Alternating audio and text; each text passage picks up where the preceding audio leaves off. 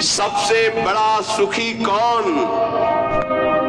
जिसके अंदर कोई भी चाह नहीं रह गई, चाह मिटी, चिंता मिटी, मनुआ बेपरवाह, जिनको कछु न चाहिए ते साहन के साथ। सबसे दुखी कौन? जो जितना भोगी लंपट कामना वाला उतना ही भारी दुखी।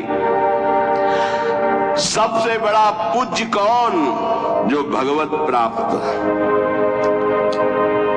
भक्ति नष्ट कैसे होती है? भोगी पुरुषों के संग से और भोग करने से। सबसे बड़ा पाप क्या है? बोले माताओं बहनों में भोग दृष्टि से देखना। सबसे बड़ा पाप क्या है? माताओं बहनों को भोग दृष्टि से देखना।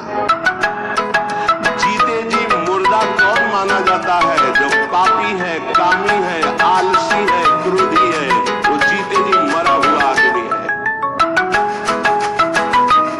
मोह जीव को बांधता है। ये मोह नष्ट कैसे होता है? सब जगह व्यर्थ मिथ्या दृष्टि करने से। शरीर नहीं रह गए, अमुक ये भी नहीं रहेगा, तो मोह होगा ही नहीं, सब जाएगा, सब नष्ट होगा। ये मनुष्य कष्ट क्यों भोगता है? ना चाहते हुए भी कष्ट क्यों भोगता है? क्योंकि ये मन और इंद्रियों को सही रास्ते पे न लगाने के कारण पाप कर्म करता है, उसका परिणाम कष्ट भोगता है। के कारण पाप कर्म करता है, उसका परिणाम कष्ट भोगता है। एक सरल उपाय बताइए जिससे भगवान रीझ जाए। नाम जप करते हुए पुकार पुकार कर उनसे प्रार्थना करो। राधा, हम नाम उच्चारण कर रहे हैं, मनु बुला रहे, राधा राधा राधा। फिर देख लेना साधक सबसे ज्यादा त्याग किसका करे? कुतर्क और कुसंग का। प्रेम का स्वरूप क्या समझा जाए? अपने प्रेमास्पद प्रभु के हर समय समीप रहना चिंतन के द्वारा। क्षणभंगुर क्या है? प्रभु की सिवा सब कुछ, प्रभु की सिवा सब कुछ। प्रबल दुश्मन कौन है? यही विषयों में फंसाए हुए मन, ये बड़ा भारी दुश्मन। मन को कैसे वश में करें? नाम जप का अभ्यास और संसार से वैराग्य करने से मन वश में हो जाता है। जो उत्तम गति प्राप्त करना है उसका सरल उपाय बता दीजिए। सत्संग। जिसको रोज सत्संग मिलता है निश्चित उसकी उत्तम गति होगी। हमारी वाणी पवित्र हो गई कैसे जाने? जब झूठ निकलना बंद हो जाए, सत्य भाषण। हमें भय करना चाहिए तो किससे? गंदी बात सिखाने वाले लोगों से और नशों से। नशा, कोई नशा नहीं, और गंदी बात सिखाने वाले लोगों से भय करना चाहिए, नहीं मिलना चाहिए। कैसे जान ले कि हमें परम पद मिल ही जाएगा? नाम चल रहा है तो पक्का जान लो परम पद मिल जाएगा। बहुत सुंदर सुंदर छोटे से प्रश्न, छोटा सा उत्तर। परम पद में जाते हुए भी हमें कौन नष्ट कर सकता है? बोले पाखंड, आडंबर, दंभ, नाटक, ये तुम्हें नष्ट कर सकता है। दंभ, नाटक, पाखंड, आडंबर परम पद में जाते हुए भी तुम्हें वापस कर लेगा। बचो इससे। भगवान में श्रद्धा कैसे बढ़ती? भगवत प्रेमी महात्माओं की सेवा से। तपस्या कैसे क्षीण होती है? किसी को शाप देने से या किसी को वरदान देने से। इसीलिए हरिराम व्यास जी ने कहा ना मैं किसी को शाप देता हूं ना वरदान, सबको भगवत रूप देखता हूं। सबसे बड़ा पराक्रमी कौन? जो अपने ब्रह्मचर्य को रोक ले। विश्व में सबसे बड़ा पराक्रमी कौन? बोले जो अपने ब्रह्मचर्य वीर शक्ति को रोक ले। देह दुखी, मन दुखी, परिवार दुखी, ऐसा किस व्यक्ति से हो सकता है? तो बोले जो झूठ बोलता है और गंदे आचरण पापाचरण करता है तो उसका देह भी दुखी होगा, उसका परिवार भी दुखी होगा, वो स्वयं दुखी रहेगा। पापाचरण करने वाला ना परिवार को सुखी कर सकता है धन के पाप धन से, और ना अपने आप को सुखी कर सकता है। बुद्धि निर्मल कैसे मानी जाए? जब सबका परोपकार करे और भगवान के चिंतन में रहे। स्वस्थ किसे कहते हैं? जो भगवान में स्थित है उसे स्वस्थ कहते हैं। शरीर का रोगी रोगी नहीं, जो भगवान में स्थित है वो स्वस्थ है। जो भगवान में स्थित नहीं वो सब बीमार है। कोई काम रोगी, कोई क्रोधी, कोई लोभी, कोई मोही, कोई।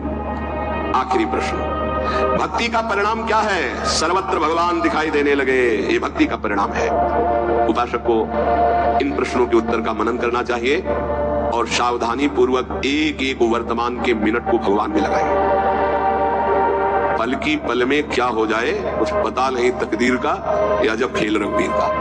आज हम सब बैठे हैं, कभी किस मिनट में कौन कहां बिछुड़ जाए कोई भरोसा। बड़ा भयावह ये देश, इसका नाम मृत्यु लोक है। वो ऐसी भूल भुलैया है कि हम इसको समझ नहीं पा रहे। इसलिए सबसे ये प्रार्थना है कि आपको कल के लिए नहीं चिंता करनी, कल जो हो गया उसकी चिंता नहीं करनी, ना तो भूत की चिंता करनी, ना भविष्य की चिंता। हमारी बात को पकड़ लेना, वर्तमान के समय को मत खो। कल जो हो गया वो तो हो ही गया। कल जो अच्छा या बुरा हुआ उसका वर्तमान में चिंतन करके वर्तमान के समय को क्यों नष्ट कर रहे हो?